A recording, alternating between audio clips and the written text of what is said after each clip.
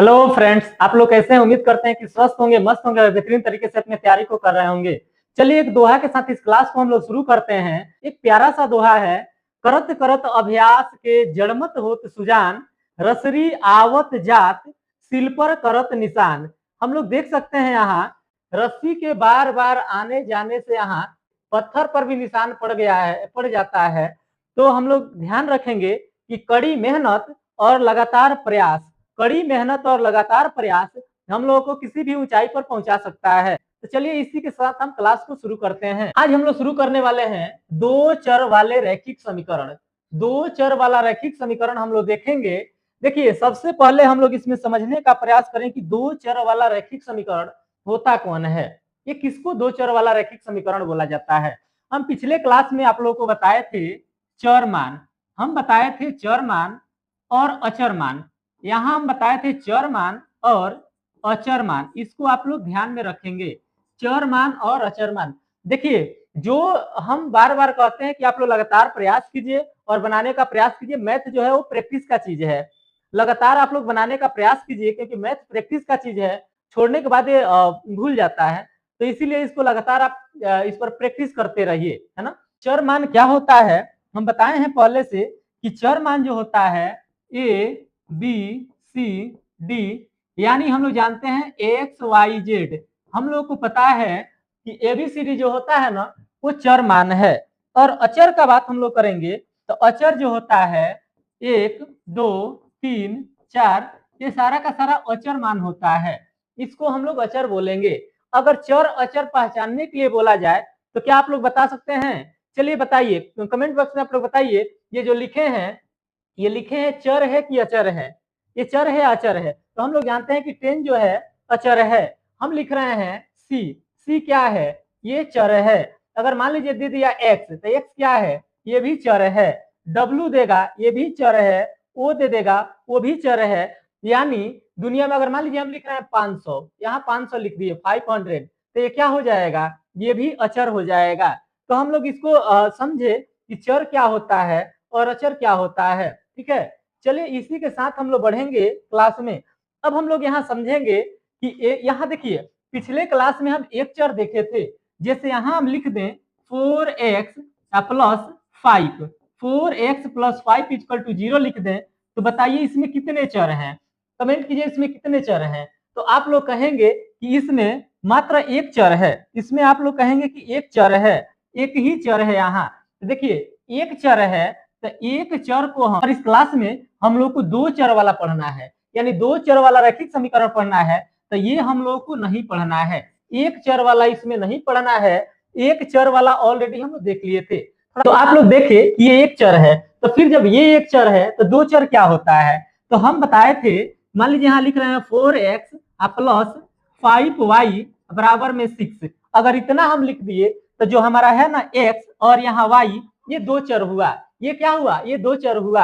और यहाँ से देखिए ये आपके एग्जाम के लिए VVI है, ये चैप्टर बहुत इंपॉर्टेंट है, इसीलिए आप लोग इसको थोड़ा ध्यान से पढ़िए। क्योंकि यहाँ से हम लोग जानते हैं कि ऑब्जेक्टिव थोड़ा कम आता है, लेकिन 2 नंबर और 5 नंबर यहाँ से ज्यादा आता है। ठीक है, तो चलिए यहाँ हम लोग देखेंगे, इसको हम लोग दो चर वाला बोलेंगे। ये है हम लोग का दो चर वाला रैखिक समीकरण हो गया। इसी को हम लोगों को इस क्लास में पढ़ना है, इसी को पढ़ना है।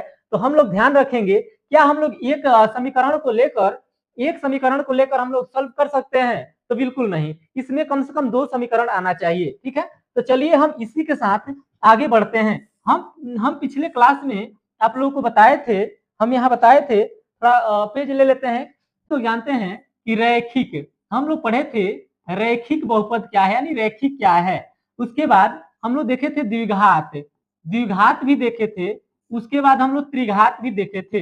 ये त्रिघात भी हम लोग देखे थे, त्रिघात भी देखे थे। तो हम लोग ध्यान देंगे, रैखिक बहुपद वो होता है जैसे लिख दिए 2x प्लस 5y बराबर है, इतना बराबर हम 10 ले लिए। ठीक है, उतना बराबर 10 ले लिए। तो देखिए यहाँ घात में ना, यहाँ घात में क्या है हम लोग देखेंगे, यहाँ घात में ना 1 है, यहाँ घात में 1 है और यहाँ घात में 1 है। तो ये रैखिक बहुपद कहलाता है, ये रैखिक है, यानी ये रैखिक समीकरण कहलाएगा।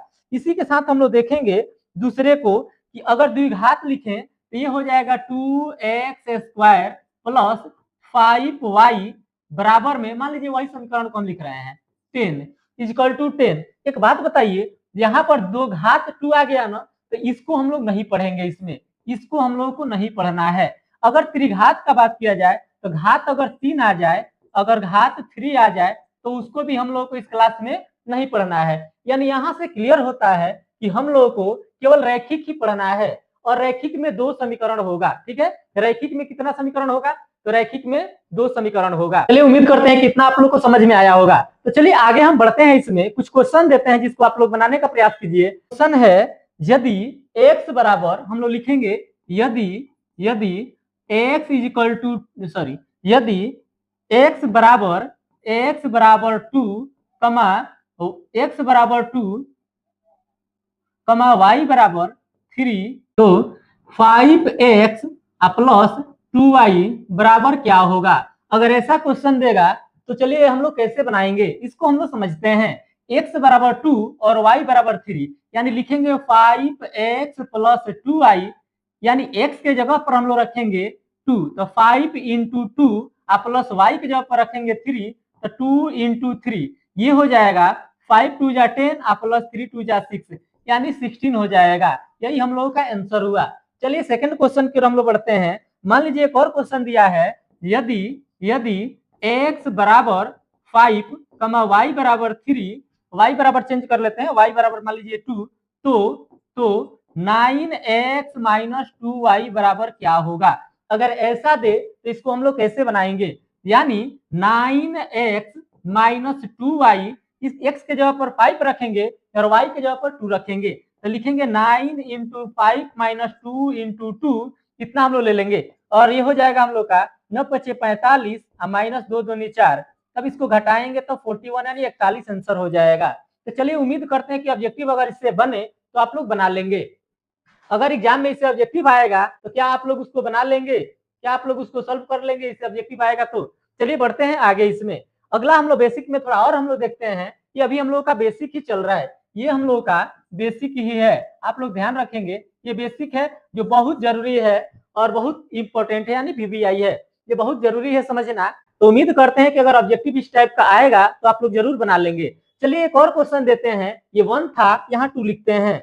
मान लीजिए ये हम लोग का ये ऊपर वाला ये 1 था, ध्यान देंगे, यहाँ मान लीजिए 1 था और इसको हम लोग 2 दे देते हैं। चलिए तीसरे नंबर क्वेश्चन की ओर बढ़ते हैं।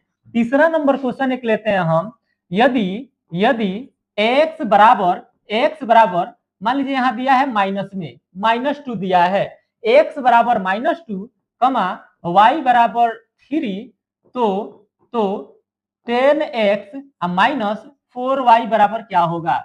इतना बराबर क्या होगा? तो उतना निकालने के लिए हम लोग ध्यान देंगे इस पे, कैसे निकालेंगे हम लोग। देखिए x के जगह पर, यानी यहाँ लिखेंगे 10x माइनस 4y, कितना हम लोग ले लेंगे, x के जगह पर हम लोग -2 रखेंगे, तो लिखेंगे 10 इंटू -2 माइनस, और 4 है तो 4 लिखेंगे, y की जगह पर 3 लिखेंगे, और ये सॉल्व करेंगे, 10 का पढ़ा 2 बार पढ़ेंगे तो -20 हो जाएगा, और माइनस 4 के 12 हो जाएगा, यानी दोनों को हम लोग ऐड कर लेंगे, दोनों माइनस में ही आया, तो ये आएगा हम लोग का माइनस में 32, ये आया हम लोग का माइनस में 32। तो चलिए उम्मीद करते हैं कि इस टाइप का क्वेश्चन आप लोग से बन जाएगा, इससे ऑब्जेक्टिव जरूर आता है, इसको आप लोग ध्यान में रखेंगे। एक और क्वेश्चन लेते हैं हम, 4 नंबर क्वेश्चन हुआ, ये कह रहा है दो संख्याओं का योग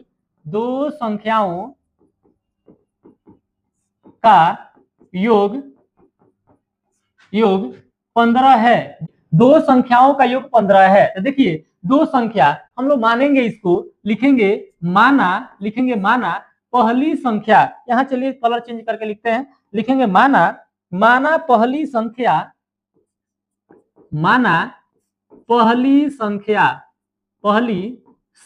बराबर x एवं दूसरी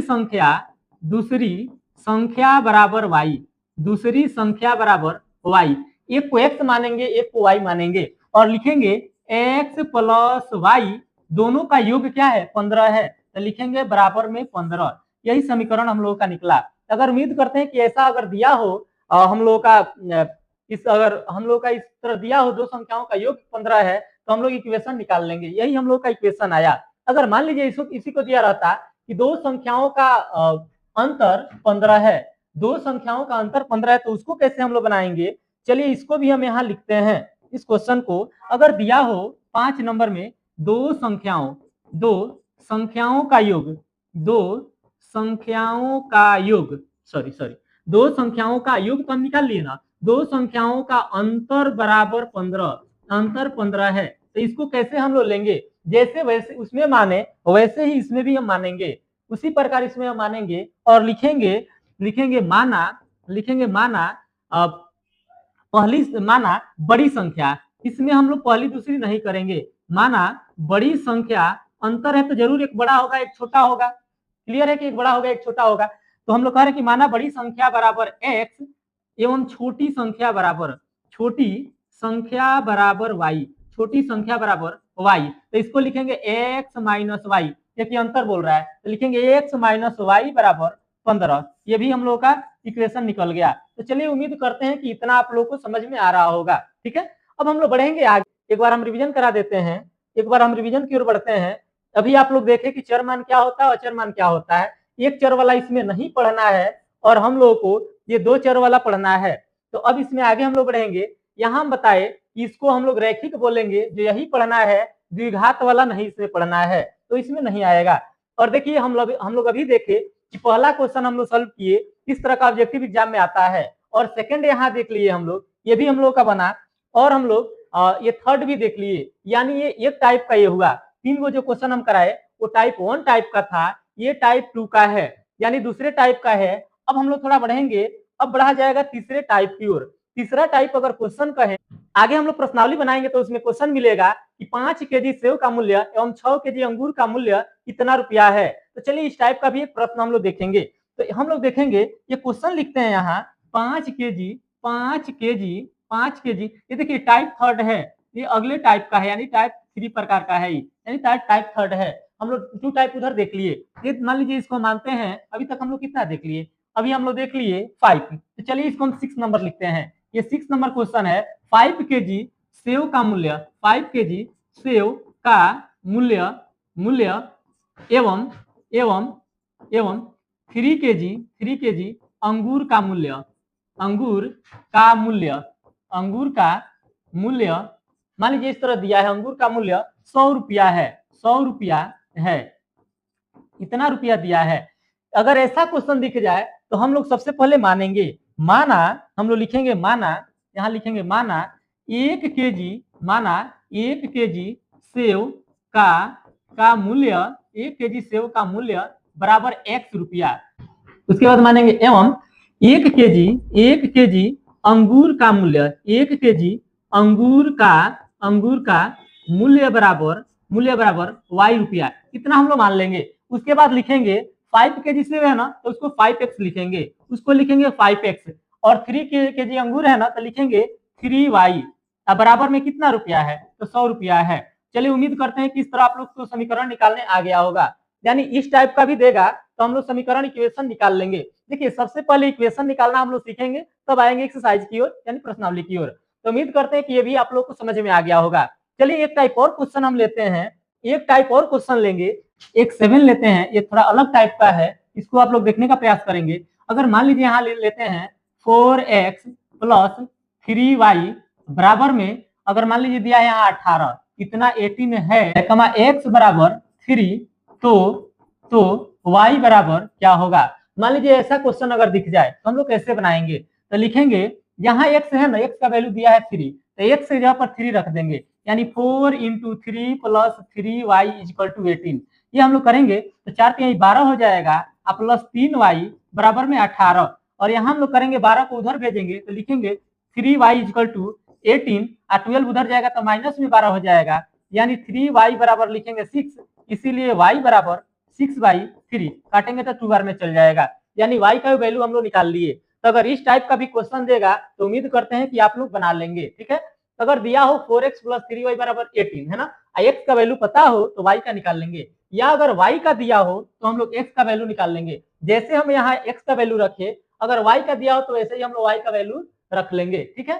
तो चलिए बढ़ते हैं आगे हम लोग थोड़ा विधि पे बात करेंगे। हम लोग जानते हैं जो विधि होता है ना, कितना विधि होता है, कितने विधि से इस क्वेश्चन को हम लोग सॉल्व करेंगे। इस चैप्टर को कितने विधि से हम लोग बनाएंगे, समीकरण आएगा, यानी एक समीकरण को हम लोग सॉल्व नहीं कर सकते हैं, यानी दो समीकरण आएगा, दो समीकरण को सॉल्व करने की विधि,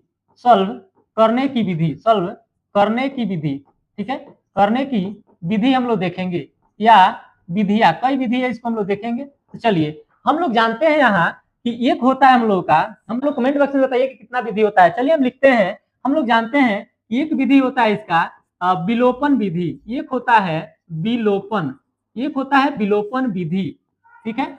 एक होता है हम लोग देखेंगे प्रतिस्थापन विधि, प्रतिस्थापन विधि, ठीक है, प्रतिस्थापन विधि। और एक होता है हम लोग जानते हैं आलेख विधि, ये होता है आलेख विधि, ठीक है, आलेख विधि। और एक होता है 4 नंबर होता है, यानी एक हम लोग देखेंगे 4 नंबर है वर्ज गुणन विधि, ये है वर्ज गुणन विधि, ठीक है, इतना हम लोग ध्यान में रखेंगे। ये 4 विधि होता है जिससे हम लोग इस क्वेश्चन को क्या करेंगे, सॉल्व करेंगे। तो चलिए विलोपन विधि हम लोग देखते हैं, विलोपन विधि है क्या, और विलोपन विधि से हम लोग क्वेश्चन को सॉल्व करने का प्रयास करते हैं। तो देखिए हम लोग अगर लिख रहे हैं यहाँ 2 इक्वेशन लिख रहे हैं, अगर एक, चलिए विलोपन विधि हम बनाते हैं, ये है हम लोग का विलोपन विधि। सभी विधि से हम लोग एक एक क्वेश्चन देखेंगे। विलोपन विधि से भी हम एक क्वेश्चन देख रहे हैं। पहला क्वेश्चन है, अगर दिया है x प्लस वाई बराबर 5, मान लीजिए x प्लस वाई बराबर दिया है 5, और यहाँ दिया है, मान लीजिए यहाँ दिया है x माइनस वाई बराबर 3, अगर इतना दिया है, 2 इक्वेशन दिया है, तो इसको हम लोग सॉल्व कैसे करें। तो मान लीजिए इसको मानेंगे समीकरण फर्स्ट, इसको मानेंगे समीकरण सेकंड, और यहाँ पर बिना साइन चेंज किए हुए हम लोग इसको काट देंगे, बिना साइन चेंज किए हम लोग काट देंगे, इससे ये कट जाएगा, और ये जोड़ेंगे तो हो जाएगा 2x बराबर, ये जोड़ेंगे तो हो जाएगा 8, इसीलिए x बराबर 8/2, काटेंगे हम लोग तो ये हो जाएगा 4, ठीक है, ये हो जाएगा 4, ठीक है। अब हम लोग x का वैल्यू निकाल लिए, अब लिखेंगे x का मान समीकरण 1 में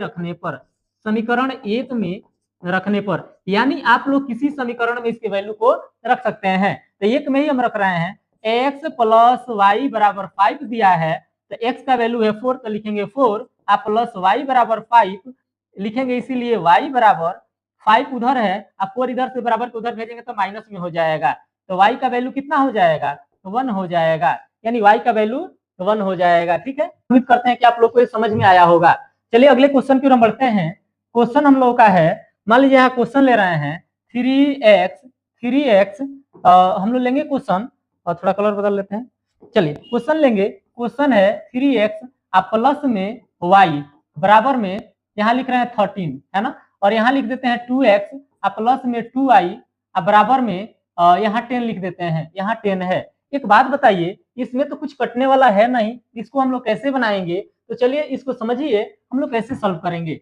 सबसे पहले इसको मानेंगे समीकरण 1, इसको मानेंगे समीकरण 2, इसको मानेंगे 1, इसको मानेंगे 2। देखिए इस इक्वेशन को इक्वल करने के लिए, बराबर करने के लिए, ताकि कोई इसमें से कट जाए, तो उसके लिए हम मल्टीप्लाई करेंगे। हम लोग ये 2 से, इस 2 से, देखिए इस 2 से भी हम लोग कर सकते हैं, इस 2 से ऊपर और इस 3 से नीचे, तो क्या होगा, हम लोगों का इक्वेशन बराबर आ जाएगा, तो ये कटेगा, अगर इसको लेंगे तो ये वाला कट जाएगा। चलिए हम 2 को लेते हैं, यहाँ 2 से मल्टीप्लाई करेंगे, और नीचे वाला में 1 से करेंगे, तो ऊपर वाला में 2 से करेंगे, तो 2 3 जा 6x प्लस 2y, है ना, आप बराबर, ये हो जाएगा 13 दूनी 26, वो हो जाएगा 26, ठीक है, और 1 से करेंगे तो ये हो जाएगा 2x प्लस में 2y बराबर में 10, ठीक है। अब देखिए, अब इसको हम लोग क्या करेंगे ना, अब साइन बदलेंगे, इसमें साइन बदलना होगा, क्योंकि प्लस से प्लस नहीं कटेगा यहाँ, तो ये देंगे माइनस, यहाँ देंगे माइनस, ये भी हो जाएगा माइनस, और ये काट देंगे, ये हो जाएगा, घट जाएगा, ये होगा 4x, और इधर जो होगा ये घट जाएगा,